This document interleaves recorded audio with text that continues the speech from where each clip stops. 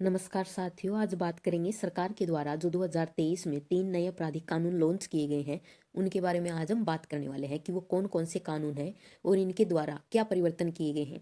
पहले कौन से कानून थे और अब कौन से नए कानून बनाए गए हैं, तो चलिए शुरू करते हैं। अभी सरकार ने 2023 में जो 3 नए कानून बनाए हैं, जैसे कि आईपीसी की जगह सरकार ने भारतीय न्याय संहिता लॉन्च किया है और क्रिमिनल प्रोसीजर कोड यानी कि सीआरपीसी की जगह भारतीय नागरिक सुरक्षा संहिता और इंडियन एविडेंस एक्ट की जगह भारतीय साक्ष्य अधिनियम, ये 3 कानून बनाए हैं।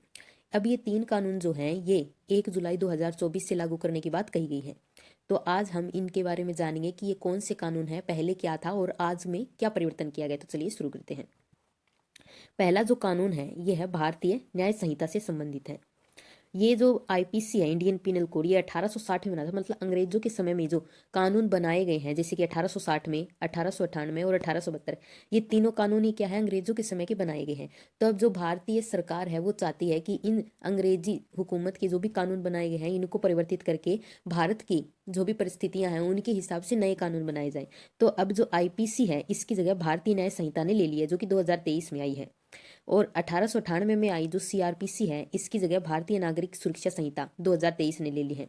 और 1872 में इंडियन एविडेंस कोड जो बना था उसकी जगह ले लिया है भारतीय साक्ष्य संहिता। तो ये 3 नए क्रिमिनल कानून लॉन्च किए गए हैं सरकार के द्वारा 2023 में। तो हमें याद रखना है कि आईपीसी, सीआरपीसी और इंडियन एविडेंस कोड, ये 3 रिप्लेस किए गए हैं।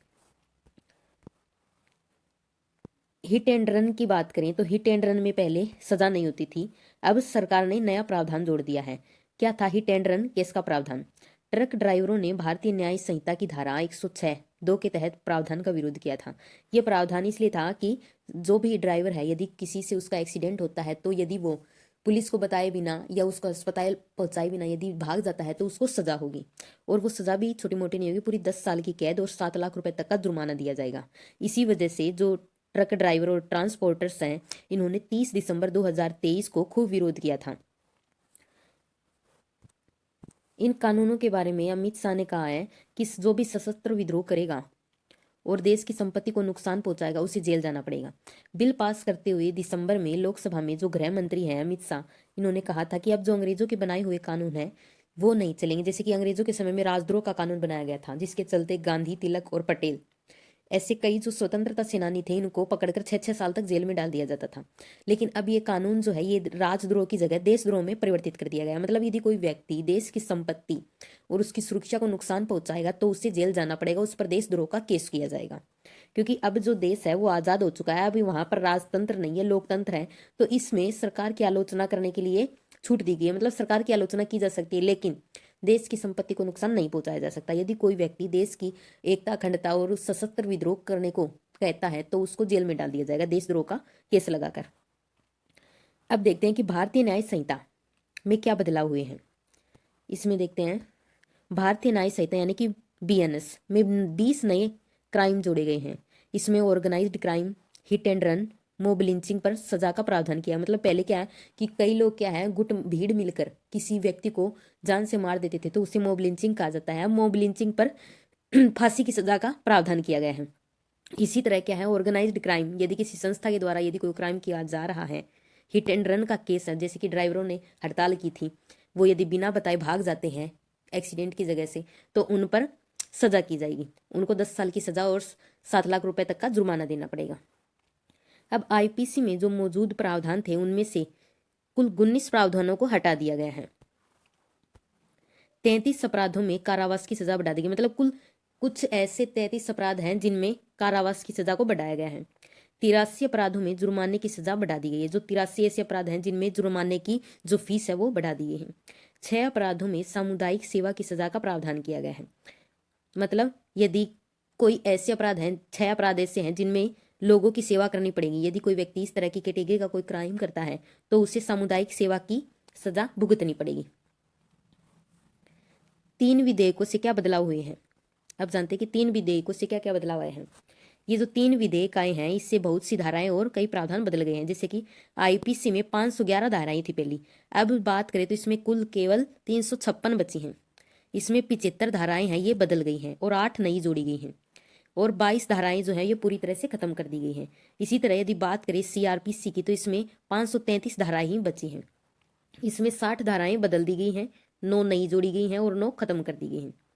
अब पूछताछ से ट्रायल तक के कोई व्यक्ति उपस्थित नहीं है तो वो वीडियो कॉन्फ्रेंसिंग के जरिए भी अपनी ट्रायल करवा सकता है। यह प्रावधान पहले नहीं था सीआरपीसी में। मतलब यदि कोई व्यक्ति भौतिक रूप से उपस्थित नहीं है तो वो वीडियो कॉन्फ्रेंसिंग के जरिए भी ट्रायल में उपस्थित हो सकता है। सबसे बड़ा बदलाव यह है कि अब ट्रायल कोर्ट को ज्यादा समय नहीं लेना पड़ेगा, उसको अधिकतम 3 साल में ही फैसला सुनाना होगा। देश में 5 करोड़ केस पेंडिंग है, इसीलिए सरकार ने या संसद ने इस तरह के कानून पास किया है ताकि जो ट्रायल कोर्ट में जो पेंडिंग केसेस पड़े हैं उनको जल्दी से जल्दी निपटान किया जाए। यदि बात करें तो कुल केस जो हैं ये देश में 4.44 करोड़ केस जो ये ट्रायल कोर्ट में लटके हुए हैं। इसी तरह जिला अदालतों में जजों के जो पोस्ट हैं वो 25,042 पोस्ट में से 5,850 पोस्ट खाली हैं। अब जानें कि नए अपराध से कानूनों में क्या क्या अपराध में बदलाव आए हैं। जैसे कि जो गंभीर अपराध है, जैसे कि यदि कोई व्यक्ति नाबालिग से रेप का दोषी पाया जाता है तो उसे उम्र कैद या फांसी की सजा दी जाएगी। इसी तरह पहले जो रेप की धारा लगाई जाती थी वो 375 और 376 के तहत लगाई जाती थी, लेकिन अब ये बीएनएस के तहत 63 और 69 के तहत आ गई है। इसी तरह यदि कोई हत्या करता था उस पर धारा 302 लगती थी आईपीसी की धारा, लेकिन अब ये बीएनएस की धारा 101 में रख दी गई है हत्या के लिए। इसी तरह यदि कोई गैंग रेप का दोषी पाया जाता है तो उसे 20 साल तक की सजा और जिंदा रहने तक आजीवन सजा भुगतनी पड़ेगी। पहले मॉब लिंचिंग पर कोई कानून नहीं था, लेकिन अब मॉब लिंचिंग यदि कोई करता है व्यक्ति तो उसे फांसी की सजा दी जाएगी। इसी तरह जो हिट एंड रन के मामले हैं, एक्सीडेंट से संबंधित जो भी मामले हैं, इसमें यदि कोई ड्राइवर है वो यदि कोई घायल व्यक्ति को उसी हालत में छोड़कर चला जाता है, अस्पताल नहीं लेकर जाता है तो उसे सजा दी जाएगी। और यदि वो उसे अस्पताल लेकर जाता है तो हो सकता है कि सरकार उसकी सजा को माफ कर दे, मतलब कोर्ट उसकी सजा को माफ कर दे, उसे कम सजा दी जाएगी। हिट एंड रन के केस में जो उसको सजा दी जाएगी वो कुल 10 साल की सजा दी जाएगी। इसी तरह यदि स्नेचिंग की बात करें तो स्नेचिंग के लिए पहले कोई कानून नहीं था, लेकिन अब कानून बना गया है। इसी तरह यदि कोई व्यक्ति, मान लीजिए कि कभी कोई किसी के घर में कोई लड़ाई होती है तो यदि किसी का कोई सिर फोड़ देता है तो लाठी मारने पर अब जो सामान्य झगड़े हैं उन पर भी धारा लगाई जाएंगी। मतलब अब यदि किसी व्यक्ति के सिर में ज्यादा चोट आ जाती है तो ब्रेन डेड की स्थिति में उस दोषी व्यक्ति को 10 साल तक की सजा का प्रावधान किया गया है। ये तो थे हिट एंड रन और क्रिमिनल केसेज के। अब है ट्रायल के मामले की बात करें, मतलब सीआरपीसी की। सीआरपीसी में बात करें तो किसी व्यक्ति को गिरफ्तार करने पर पुलिस को उसके परिवार को जानकारी देनी होगी। यह पहले जरूरी नहीं था। मतलब यदि कोई व्यक्ति है वो पुलिस के द्वारा गिरफ्तार कर लिया जाता था, वो पुलिस है वो उसके परिवार को कोई जानकारी देने के लिए बाध्य नहीं थी। लेकिन अब जो बदलाव किया गया है इस कानून में, इसमें जो पुलिस है वो उसके परिवार को पहले जानकारी देगी, उसके बाद में ही उसको गिरफ्तार कर सकती है। किसी भी केस में 90 दिनों में क्या हुआ है इसकी जानकारी पुलिस है वो विक्टिम को जरूर देगी। मतलब जब ट्रायल चल रहा होगा तो ट्रायल के दौरान उस केस में 90 दिन में क्या प्रोसेस हुई है इसकी पूरी जानकारी पुलिस जो है ये विक्टिम को देगी कि उसकी जो प्रोसीजर है वो कहाँ तक चली है।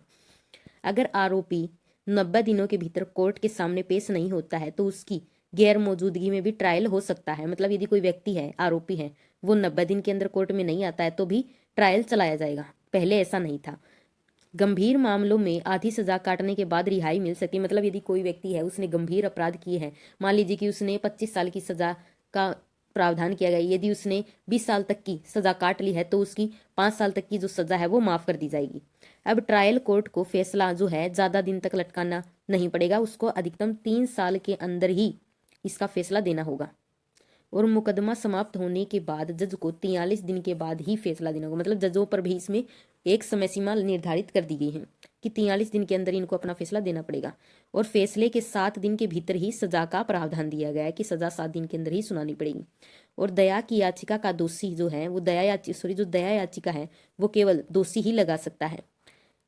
पहले क्या है, कोई भी संस्था, कोई भी एनजीओ किसी आरोपी व्यक्ति या दया का जो भी पात्र होता था उसकी तरफ से याचिका लगा सकते थे, लेकिन अब कोई एनजीओ या कोई संस्था है वो दया याचिका नहीं लगा सकते। मतलब ये एक तरह से दया याचिका में एक तरह से प्रावधान किया गया कि अब जो दोषी व्यक्ति होगा केवल वो ही याचिका लगा सकता है। ये हमने देख लिए कि जो भी नाबालिग जो बच्चियां हैं उनसे जो भी रेप किया जाएगा उनके लिए आजीवन कारावास और मौत की सजा का प्रावधान किया गया है। इसी तरह से गैंग रेप के दोषी को 20 साल तक की सजा और जिंदा रहने तक जेल में रहने का प्रावधान किया गया है।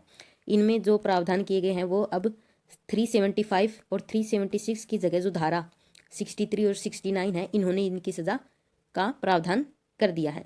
तो ये देखा हमने कि जो भी 3 नए क्रिमिनल कानून पास किए गए हैं सरकार के द्वारा 2023 में, ये नए प्रावधान इनमें बनाए गए हैं। उम्मीद करती हूँ आपको ये वीडियो पसंद आया हो। Please like share and subscribe. Thank you.